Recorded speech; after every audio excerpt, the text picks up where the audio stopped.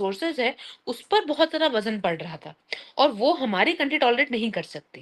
तो उसका सिर्फ़ इतना सा ही एक लीगल रीज़न ही आ जाता है कि भई अगर आप कोई दूसरे देश के नागरिक को अपने साथ रख रहे हैं, तो आपको ये कानूनी तौर पर बताना है, डिस्क्लोज़ करना है कि वो इंसान किसी दूसरे देश का है और वो अपनी सिटिज़नशिप गिव अप करके हमारे इंडिया की सिटिज़नशिप को अपनाना चाहता है, तो ही हम उसे इंडिया का सिटिज़न मानेंगे।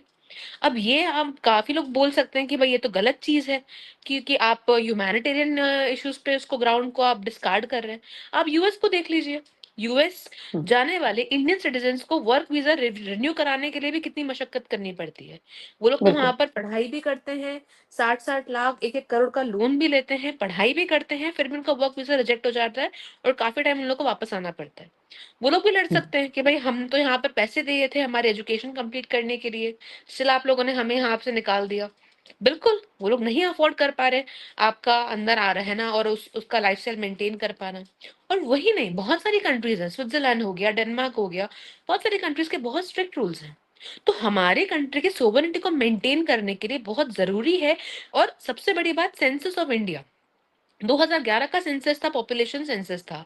उसमें अगर हम ये पाते हैं कि लोगों के पास आधार कार्ड तक फेक बने हुए हैं, राशन कार्ड तक फेक बने हुए हैं, तो आप सोच सकते हैं कि जब जी, हमारी जनगणना होगी, तो उसमें जो सरकार है वो किस तरीके से डिस्ट्रीब्यूशन करेगी फिर? ये जो पूरा भार है ये टैक्स पेयर पर ही जाएगा अल्टीमेटली।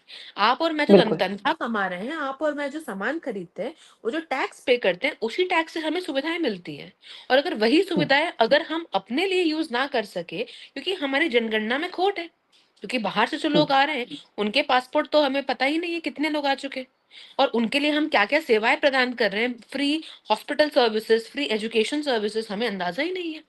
फिर हम बोलते हैं हुँ, कि भाई गवर्नमेंट की जो सर्विसेज़ है वो अच्छी नहीं है, क्योंकि उस पर लोड कितना बढ़ गया है आप सोचिए। अब क्या ये जो लोग यहाँ रहते हैं, क्या वो आपकी सर्विसेज़ जैसे कि रेलवे, जैसे कि पोस्टल का, जैसे कि रोड, वाटर ये सब यूज़ नहीं करते होंगे? बेशक करते हैं बिल्कुल। और टैक्स कौन भरता है? आप और हम भरते हैं।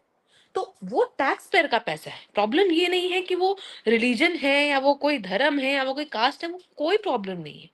लेकिन अगर हुँ, वो सिटीज़न ऑफ इंडिया होते तो हम उनको सारी चीज़ प्रोवाइड कर देते।